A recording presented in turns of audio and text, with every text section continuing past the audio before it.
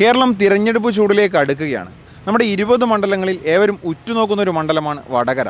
വടകരയിൽ ആര് ജയിക്കും? ജനം പറയുന്നു ഷാഫി പറമ്പിലേക്ക്. ശൈലജ ടീച്ചർ 100%. ഷൈനായിട്ട് ടീച്ചറെ ഒന്നും ഇല്ലാതാക്കാനും വേണ്ടിയാണ് നിങ്ങളിപ്പോൾ ചെയ്ത് പണി. കാരണം എന്താണെന്നുണ്ട്, അടുത്ത പ്രാവശ്യം ജയിച്ചാണെങ്കിൽ മുഖ്യമന്ത്രിയുടെ സ്ഥാനം കൊടുക്കേണ്ടി വരും.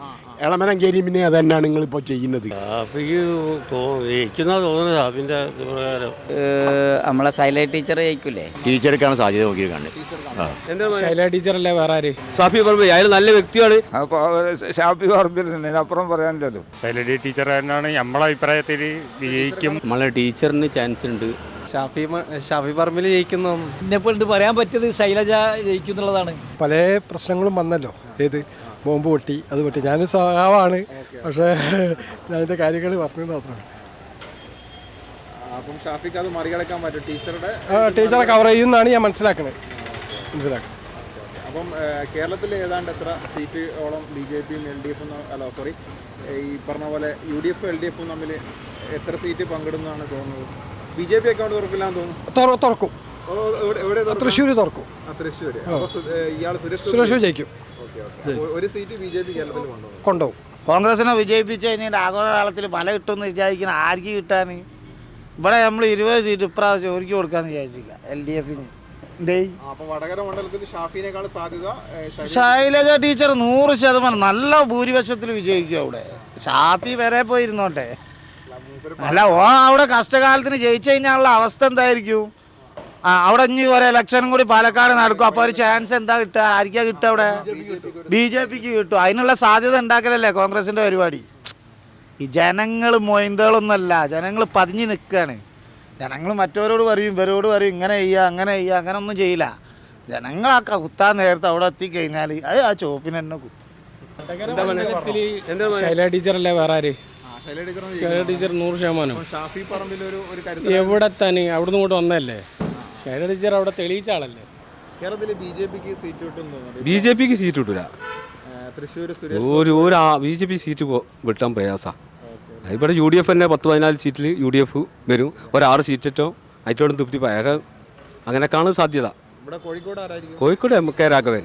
അത് രാഘവേട്ടനല്ല, വേറെ ആരാ? BJPക്ക് പണ്ട് ഒരു സ്വാധീനമുള്ളൊരു മണ്ഡലമായിരുന്നല്ലോ. എന്നാലും ഒരു കഴിച്ചിലാകുന്നില്ലല്ലോ ഇവിടുന്ന്. ഇല്ല കഴിച്ചിലാകുന്നില്ല.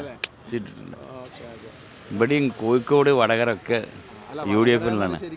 ശൈലജ ടീച്ചർ പോലത്തെ കരുത്തരായ ഒരു നേതാവാണ് അപ്പുറമുള്ളത്. ഷാഫിക്ക് വലിയൊരു എതിരാളിയായിട്ട് അത് പറഞ്ഞിട്ട് കാര്യമില്ല. ശൈലജ ടീച്ചർ അധികം അഭിപ്രായം ഇല്ലല്ലോ പാർട്ടിയിൽ തന്നെ. അതിനാണല്ലോ അവിടെ കൊണ്ടുപോയി നിർത്തിയത്.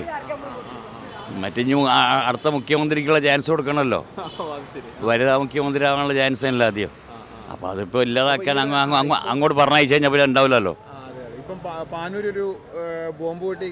കേസ് അതന്നെ ഇലക്ഷനിൽ സ്വാധീനിക്കും, സുഖമായിട്ട് സ്വാധീനിക്കും. 2000 തൊട്ട് 500 തൊട്ട് കൂടുതൽ കൊടുക്കുന്ന പോലെ ജയിക്കൂ. അങ്ങനെ പണം ആരെ ചെലവാക്കുന്ന അവർ ജയിക്കുള്ളൂ. രണ്ടുപേരും കരുത്തരായ സ്ഥാനാർത്ഥികളല്ലേ. ഇപ്പോൾ ഷാഫി പറമ്പിലാണ് ഒരു ഭാഗത്തുള്ളത്, മറുഭാഗത്ത് അതൊന്നും മുഖ്യ പ്രശ്നമല്ല. പക്ഷേ നോട്ടിൻ്റെ കണ്ണന്മാർ രാഷ്ട്രീയം ജയിക്കൂ. ആ രീതിയിലാണ് ഇപ്പോൾ രാഷ്ട്രീയം. അല്ല, ഇപ്പോൾ നിങ്ങൾ പ്രകടനത്തിൽ നിൽക്കുമ്പോൾ 500 ചിലവും കൊടുക്കണോ? അല്ലാതെ പ്രകടനത്തിൽ ആദ്യം നിൽക്കും. നിങ്ങളാ നിൽക്കുമോ? പ്രകടനത്തിൽ നിൽക്കുമ്പോൾ 500 ചിലവും കൊടുക്കണം. അപ്പോൾ പണം ഉണ്ടെങ്കിൽ പ്രകടനത്തിൽ വന്ന് അങ്ങനത്തെ അവസ്ഥയായി മാറിക്കുന്നു.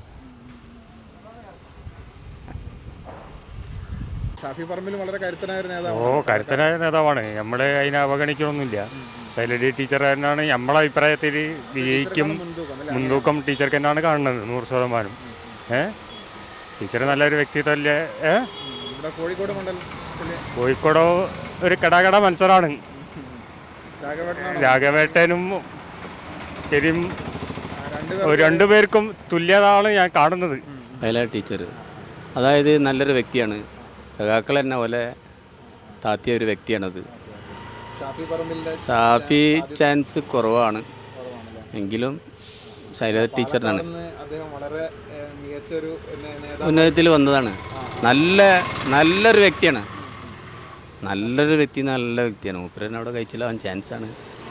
വടകര മണ്ഡലത്തിലേക്ക് UDF അല്ലാതെ പിന്നെ ആര് ജയിക്കാനാണ്? ഷൈന ടീച്ചറെ ഒന്നും ഇല്ലാതാക്കാനും വേണ്ടിയാണ് നിങ്ങളിപ്പോൾ ചെയ്ത് പണി. കാരണം എന്താണെന്നുണ്ട് അടുത്ത പ്രാവശ്യം ജയിച്ചാണെങ്കിൽ മുഖ്യമന്ത്രിയുടെ സ്ഥാനം കൊടുക്കേണ്ടി വരും.